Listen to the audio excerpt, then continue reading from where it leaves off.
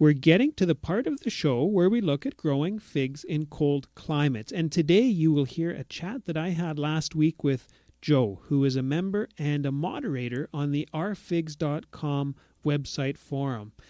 As we chatted about the sense of community on the forum, Joe told me it's really my favorite part of the forum. So now, here is my chat with Joe, who goes by the name Toronto Joe on the forum. With me, I have Toronto Joe from rfigs.com.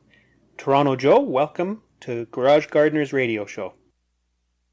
Thanks for having me, Stephen.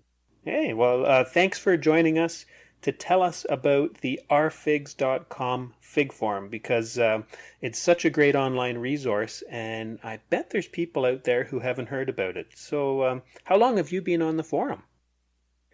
I've been a member of rFig since probably 2015.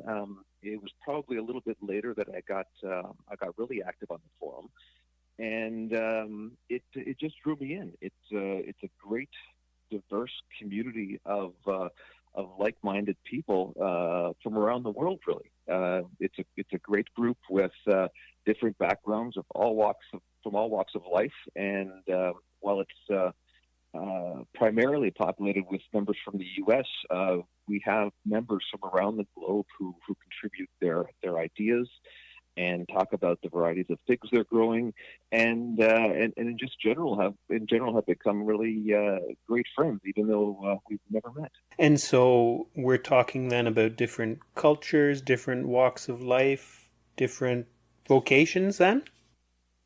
Absolutely. Again, there are a lot of members concentrated in the U.S. It is a U.S.-based forum, but certainly we have a lot of people throughout Canada.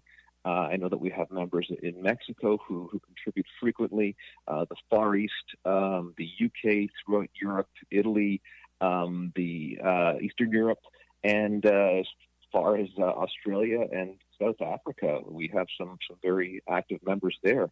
It's very interesting to get their perspective on things where their seasons are entirely reversed. Okay.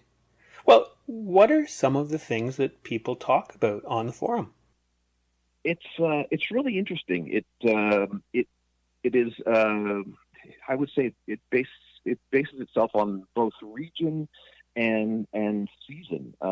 As we come into winter here, this is what we tend to refer to in the forum as cutting season. Mm-hmm. So it's the time of year where many growers, at least in the north, will be pruning their trees, getting them ready to either take their containers into their garages or basements, or to cover up or bury their in-ground trees. And this is the time where many fig growers will do their pruning and thus have cuttings available. So in addition to having, being able to share your cuttings with other people in the fig growing community, it gives you something to do all winter, because certainly I know that growing in the north, once the figs are put away, you do a lot of just thinking forward to spring and when you're going to start again. So the cuttings season certainly keeps us occupied and connected, and that takes us into the winter where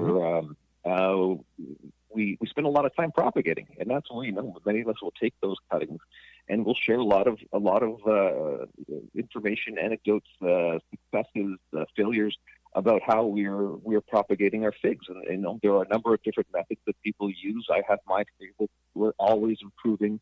We're always learning from each other and sharing techniques. And just when you think you can't do any better, someone comes up with a way to tweak a method, and it's one of those aha moments. And then in the spring, of course, as the snow melts and the temperatures warm up, everybody's very excited and talks about getting those figs back outside or uncovered and getting into the growing season. So then talk of adjustment to fertilizer, watering schedules, these sorts of things start to happen. So these are the sorts of things that we mainly discuss, but it's fun as well. We have a lot of fun and poke a lot of fun at each other, and there's a lot of joking for sure. And I know I've seen summertime pictures when the fig harvest is on, and there's some pictures go up of some beautiful harvests and beautiful fig varieties. Absolutely, and this is I have to say it's a way of sharing your excitement when you have success with a fig, especially if you're a newer grower. I mean, there are a lot of people on the forum who've been here a while, and because this could be challenging, especially in the north, there are a lot of people dedicating a lot of time for this who have never tasted a fresh fig off the tree before. So when they have that first fig, that ripe fig that they picked and eaten and enjoyed, it's a real sense of pride, and that they've overcome any challenges that might have been thrown at them, but at the same time, they're realizing why they're working so hard, because it really is worth it. It's really enjoyable, and I guess also there's a bit of a tendency for us to show off a little. We like to show. I mean, if we get a really good fig, if I've got a 85-gram Niagara Black that just looks delicious, I want to show it off, and I guess other people want to do that as well. There are some there are some figs that are harder to grow as well, and I don't blame people for wanting to show off a little bit. It's hard work, and it's nice when you hear a good job from your fellow enthusiasts. And so you and I then are not the only crazy Canucks who are growing figs. We are not. There are surprisingly large number of fig growers around, and certainly we know some of the the people who are talked about on the forum. Certainly, there's Tiny Fish who's up in Nobleton, and he's quite a bit further north than I am. Pino in the Niagara region, he's well known and well respected in the community. But those guys aside, there, I like to do what I call backyard fig hunting, where I just when I'm going through certain neighborhoods where I think there might be figs, I'm always peering into the backyards, and there are just tons of people who perhaps will never come to the forum as much as I'd like to encourage them to do so, that are growing figs. I'll often stop in and knock on the front door and say hi and bring up the topic of figs, and usually making new friends. And that's interesting. So there's the online world that's bringing people together, and then you just talked about the in-person aspect too. So both ways, it's amazing how one plant is a great way to connect with other people.